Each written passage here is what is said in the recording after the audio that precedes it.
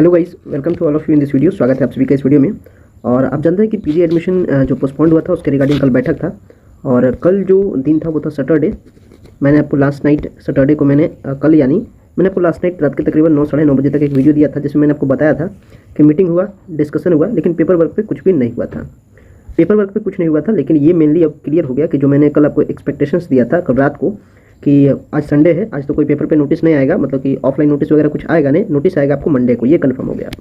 Notice आएगा Monday को, पर क्या कुछ डिस्कशन हुआ ये कंफर्म हो गया कि अब फिर से नामांकन की प्रक्रिया एक बार फिर से बहाल की जाएगी।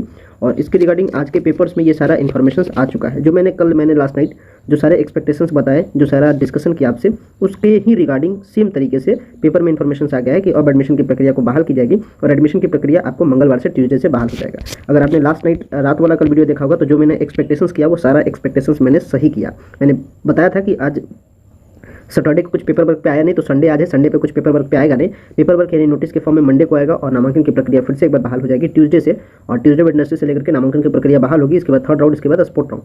तो नामांकन की प्रक्रिया बहाल करने के रिगार्डिंग जो प्रोफेसर जो वहाँ के आर.के. सिंह सर है वो इसके रिगार्डिंग मैसेज पेपर के थ्रू हर स्टूडेंट्स को इन्फॉर्म कर दिए हैं। अब क्या कुछ पेपर में इन्फॉर्मेशन है पीजी एडमिशन के रिगार्डिंग, आज के हम लोग पेपर में हम लोग ये सारे इन्फॉर्मेशन को देखेंगे। और ये एक नहीं बल्कि दोनों पेपर में, लगभग तमाम पेपर्स में आ चुका है। और अभी मैं फिलहाल आपको दिखाऊंगा दैनिक जागरण और दिखाऊंगा हिंदुस्तान, और जो भी अदर पेपर्स है जिसमें ये सारा कुछ इन्फॉर्मेशन आएगा वो आपको हमारे टेलीग्राम चैनल पर मिल जाएगा। लेकिन लगभग तमाम सारे पेपर्स में यही इन्फॉर्मेशन होगा, तो कुछ ज़्यादा इन्फॉर्मेशन में चेंजिंग होगा नहीं। तो किसी भी एक दो पेपर का आप इन्फॉर्मेशन समझ जाइए, लगभग सब में सेम बात है। अभी मैं फिलहाल आपको दैनिक जागरण का दिखाता हूँ, इसके बाद हिंदुस्तान का भी थोड़ा सा कटिंग दिखाता हूँ ताकि आप क्या कुछ आगे होने वाली प्रक्रिया है उसके बारे में आप समझ जाए। तो चलिए चलते हैं डायरेक्ट पेपर के कटिंग पे और दिखाते हैं आपको पेपर का अपडेट। सो गाइस देख सकते हैं ये है पेपर का अपडेट। पीपीयू में अगले हफ्ते जारी की जाएगी दूसरी मेधा सूची। इसका मतलब ये कंफर्म है कि एक सेकंड मेरिट लिस्ट फिर से आएगा। जो सेकंड मेरिट लिस्ट आया था अभी उसके बारे में बता रहा हूँ कि उसका क्या कुछ होगा, लेकिन अभी यहाँ पे कंफर्म है कि सेकंड मेरिट लिस्ट एक फिर से आएगा। सेकंड मेरिट लिस्ट अगले हफ्ते जारी की जाएगी, यानी अगले हफ्ते में हम लोग एंट्री कर चुके हैं। आज है संडे, वीक का फर्स्ट डे है और मंडे को आपका सूची आएगा, यानी कल आपका सूची आएगा। और क्या कुछ बताया गया चलिए पढ़ते हैं। छात्रों के प्रदर्शन के बाद स्थगित हुई पाटलिपुत्र विश्वविद्यालय में स्नातकोत्तर नामांकन में अब अगले सप्ताह से आरंभ होगा, यानी मंडे से आरंभ होगा, यानी कल से आरंभ होगा।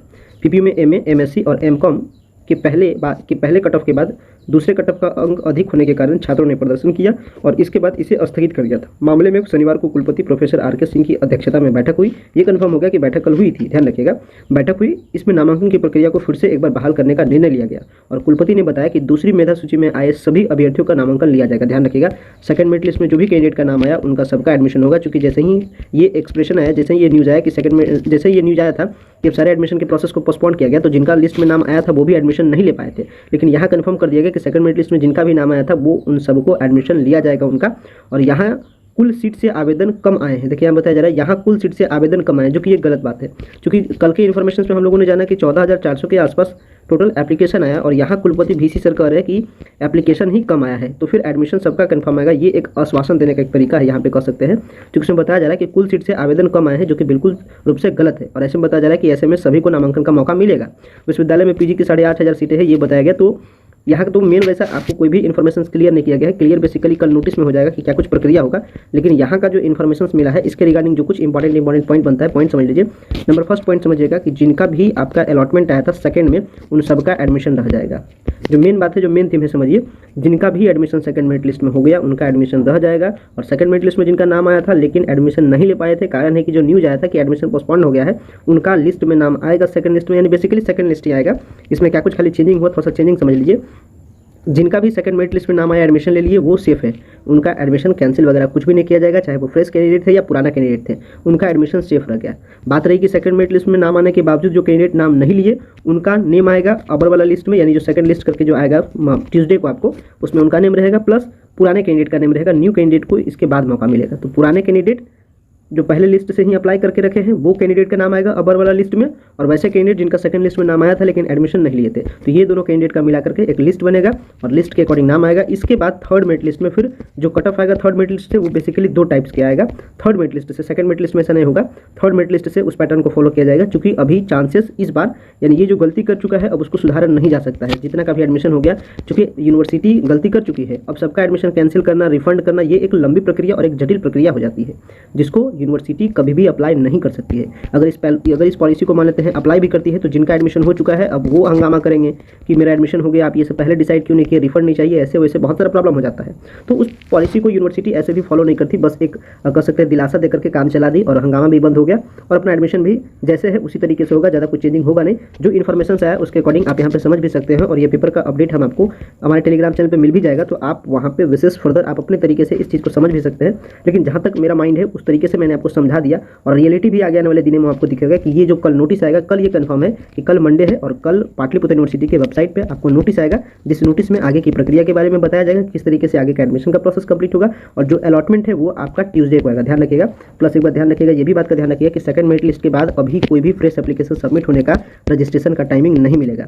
सेकंड मेरिट लिस्ट के बाद थर्ड मेरिट लिस्ट आएगा, थर्ड मेरिट लिस्ट के बाद फिर से एक बार रजिस्ट्रेशन का चांस मिलेगा। जो भी कैंडिडेट रजिस्ट्रेशन नहीं कराए हैं वो रजिस्ट्रेशन करा सकते हैं। हाँ, लेकिन ये उम्मीद है कि सेकंड मेरिट लिस्ट जो कल आएगा ट्यूसडे को आएगा, सेकंड मेरिट लिस्ट के बाद जैसे ही फ्रेश एप्लीकेशन सबमिट होने का मौका मिलेगा और न्यू रजिस्ट्रेशन होने का मौका मिलेगा, उसमें करेक्शन का भी मौका मिलेगा और अपडेशन का भी मौका मिलेगा। क्योंकि सीट लगातार कमते जा रहा है तो आपको अपना चॉइस में चेंजिंग करना है। मान लेते हैं कि आप जिद पर है कि मुझे पटना का ही कॉलेज चाहिए, तो पटना के कॉलेज में हाई कट ऑफ का डिमांड है और आपका अगर परसेंटेज कम रहता है तो फिर आपको उसमें मैनेज करना होगा। आपको थोड़ा सा कह सकते हैं कि जो लो ग्रेड के थोड़ा सा कॉलेजेस है या फिर जो जिनका पॉपुलरिटी कम है वो सारे कॉलेज को अपने चॉइस में लिस्टिंग करना होगा ताकि आपका अलॉटमेंट आ जाए। अब थोड़ा सा दूसरे पेपर के बारे में भी अपडेट देख लेते हैं। ये दैनिक जागरण का देख लेते हैं, हम लोग हिंदुस्तान में देखते हैं क्या कुछ उसमें बताया गया है, लगभग कहाँ कुछ चेंजिंग है वो भी आप ऑब्जर्व कर लीजिए। सो गाइज हम लोग आ चुके हैं हिंदुस्तान के पेपर के अपडेट पे और इसमें क्या कुछ बताया गया है जो इंपॉर्टेंट पॉइंट ध्यान से समझ लीजिए। इसमें बताया जा रहा है प्रक्रिया स्थगित कर दी गई थी, एक बार फिर से दूसरी मेधा सूची के अनुसार से नामांकन की प्रक्रिया होगी, यानी जो लिस्ट में जिनका नाम आया था उनका फिर से एडमिशन होगा और नए कैंडिडेट का नाम उसमें जोड़ा जाएगा उस लिस्ट में जो पहले से अप्लाई करके रखे, ध्यान रखिएगा।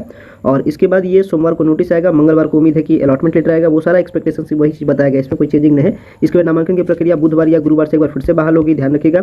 और कुलपति प्रोफेसर आर.के. सिन्हा सर ने बताया है कि दूसरी मेधा सूची में जिनका भी नाम आया है सभी का नामांकन होगा। इसके बाद तीसरी मेधा सूची जारी की जाएगी। इसके अभी फिलहाल में कोई फ्रेश रजिस्ट्रेशन नहीं किया जाएगा, अगर सीट बचा तो फ्रेश रजिस्ट्रेशन किया जाएगा और स्पोर्ट राउंड भी 100% होगा। देख सकते हैं यहाँ पे मेंशन किया गया है स्पोर्ट राउंड के बारे में।